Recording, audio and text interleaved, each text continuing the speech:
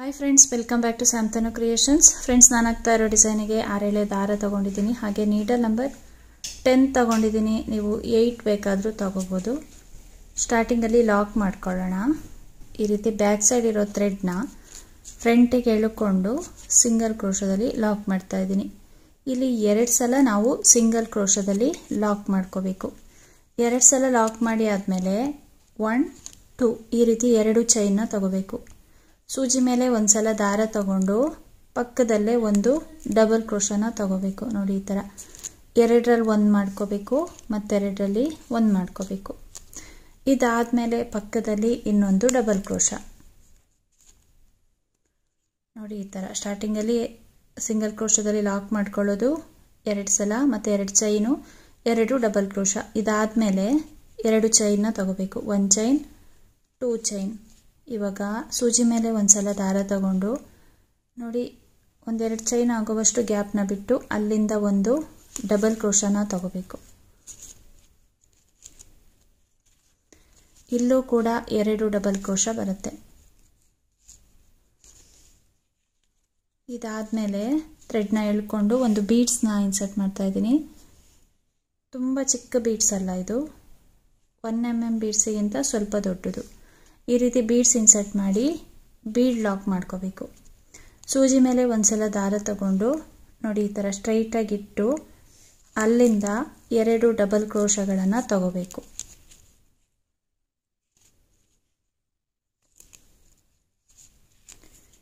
ಈ ರೀತಿ 2 double ಕ್ರೋಶಗಳಾದಮೇಲೆ 2 chain ಬರುತ್ತೆ. ಈಗ ಸೂಜಿ ಮೇಲೆ ಒಂದು ಸಲ ದಾರ ತಗೊಂಡು ಮತ್ತೆರಡು ಡಬಲ್ ಕ್ರೋಶ. ಬೇಸ್ ಲೈನ್ನ ನಾವು ಇದೇ ಥರ ಕಂಟಿನ್ಯೂ ಮಾಡ್ತಾ ಹೋಗಬೇಕಾಗುತ್ತೆ. ನೋಡಿ, ಈ ಥರ ಇಲ್ಲಿ 2 double crochet, 2 chain, 2 double crochet, 1 beads, 2 double crochet, ಇಲ್ಲಿ 2 ಚೈನು. ಅಂದರೆ ಒಂದು ಕಡೆ ನಾವು 2 ಚೈನ್ ಹಾಕ್ಕೊಳ್ತೀವಿ, ಮತ್ತು ಡಬಲ್ ಕ್ರೋಶ ಆದಮೇಲೆ ಬೀಡ್ಸ್ ಹಾಕ್ಕೊಳ್ಳೋದು, ಮತ್ತು 2 ಚೈನ್ ಆಯ್ತಲ್ಲ, ಇಲ್ಲಿ ಬೀಡ್ಸ್ ಹಾಕ್ಕೋಬೇಕು. ಇದೇ ಥರ ನಾವು ಬೇಸ್ ಲೈನ್ನ ಕಂಟಿನ್ಯೂ ಮಾಡ್ತಾ ಹೋಗಬೇಕು. ಫ್ರೆಂಡ್ಸ್, ನೋಡಿ, ಬೇಸ್ ಲೈನ್ನ ನಾವು ಈ ರೀತಿಯಾಗಿ ಕಂಟಿನ್ಯೂ ಮಾಡ್ತಾ ಹೋಗಬೇಕಾಗುತ್ತೆ. ಲಾಸ್ಟಲ್ಲಿ 2 ಚೈನ್ ತಗೊಂಡಿದ್ದೀನಿ, ಮತ್ತು 2 ಡಬಲ್ ಕ್ರೋಶ ತಗೊಂಡಿದ್ದೀನಿ. ಎಂಡಿಂಗಲ್ಲಿ 2 ಇಲ್ಲ 3 ಚೈನ್ಗಳನ್ನು ಹಾಕಿ ಥ್ರೆಡ್ನ ಕಟ್ ಮಾಡಿದ್ರೆ ಫಸ್ಟ್ ಸ್ಟೆಪ್ಪು ಕಂಪ್ಲೀಟ್ ಆಗುತ್ತೆ.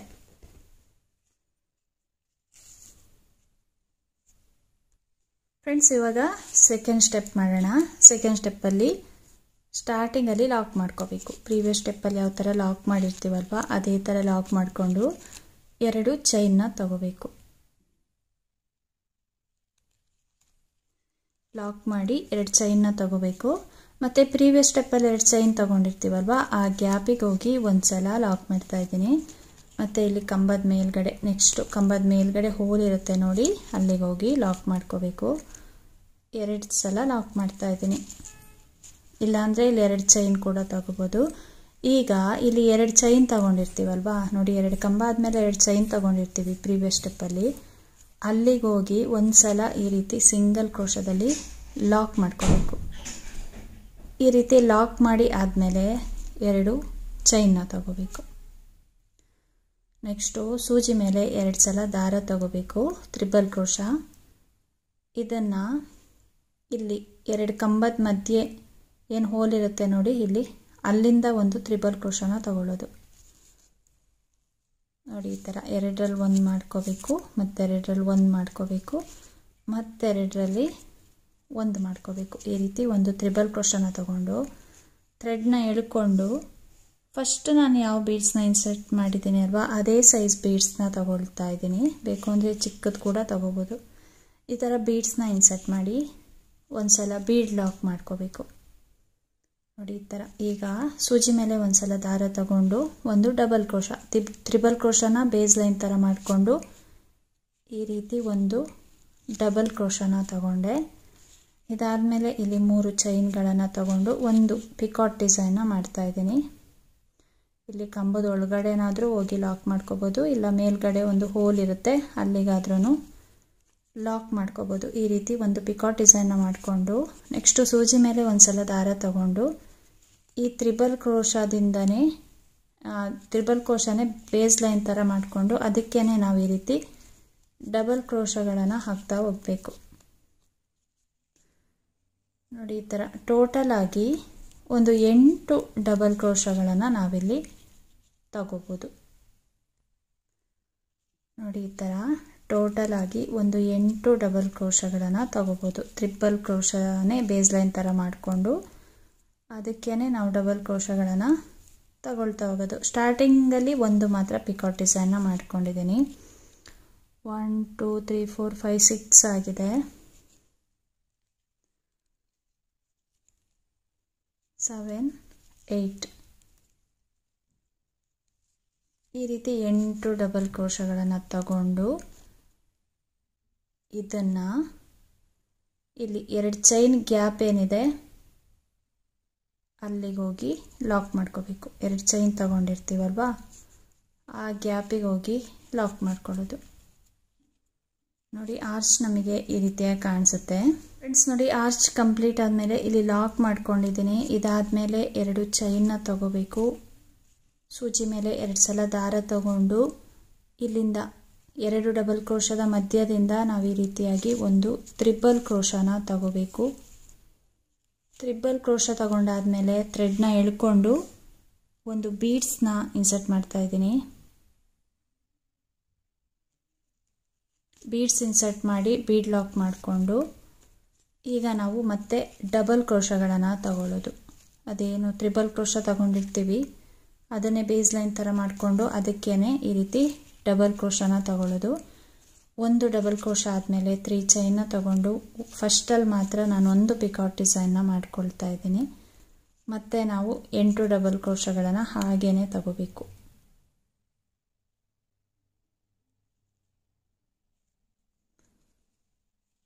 ಈಗ 8 ಡಬಲ್ ಕ್ರೋಶಗಳನ್ನು ತಗೋಬೇಕು.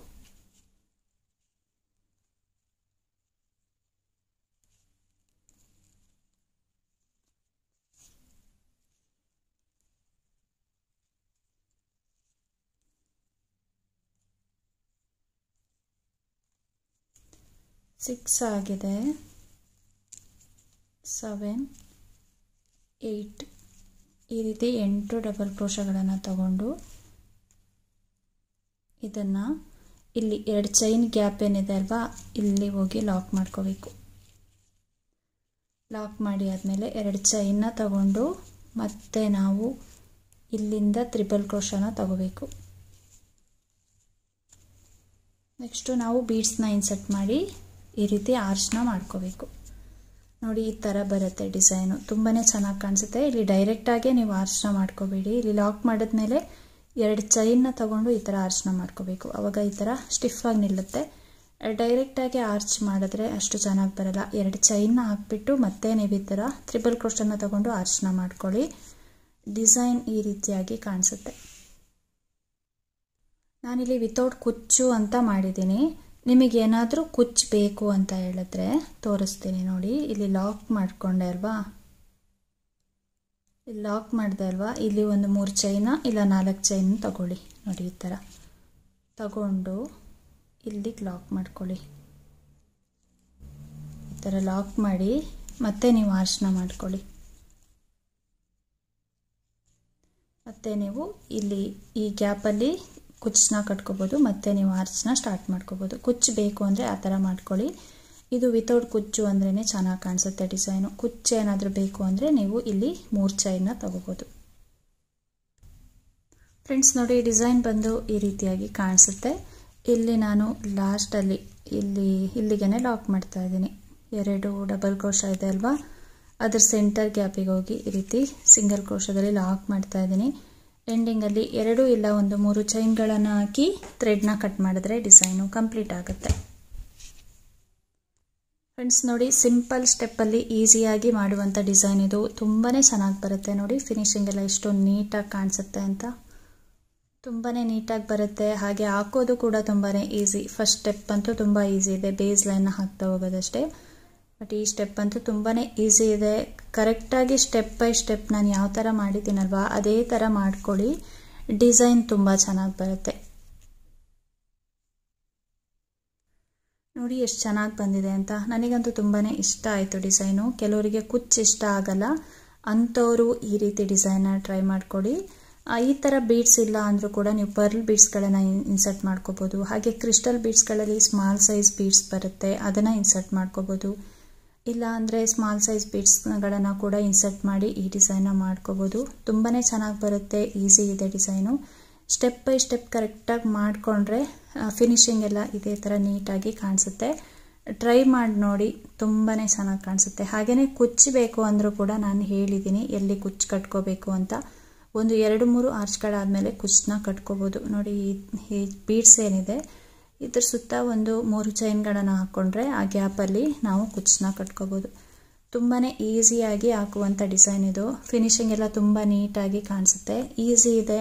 ಟ್ರೈ ಮಾಡಿ ನೋಡಿ, 2 ಸ್ಟೆಪ್ಪಲ್ಲಿ ಮುಗಿಯುವಂಥದ್ದು. ಫ್ರೆಂಡ್ಸ್, ಇವತ್ತಿನ ಈ ಡಿಸೈನ್ ನಿಮಗೇನಾದರೂ ಇಷ್ಟ ಆಗಿದ್ದರೆ ಒಂದು ಲೈಕ್ ಮಾಡಿ, ಶೇರ್ ಮಾಡಿ, ಕಮೆಂಟ್ಸ್ ಮಾಡಿ, ಹಾಗೆ ಸಬ್ಸ್ಕ್ರೈಬ್ ಮಾಡಿಕೊಂಡು ವಿಡಿಯೋನ ನೋಡಿ. Thank you friends, thanks for watching. Thank you.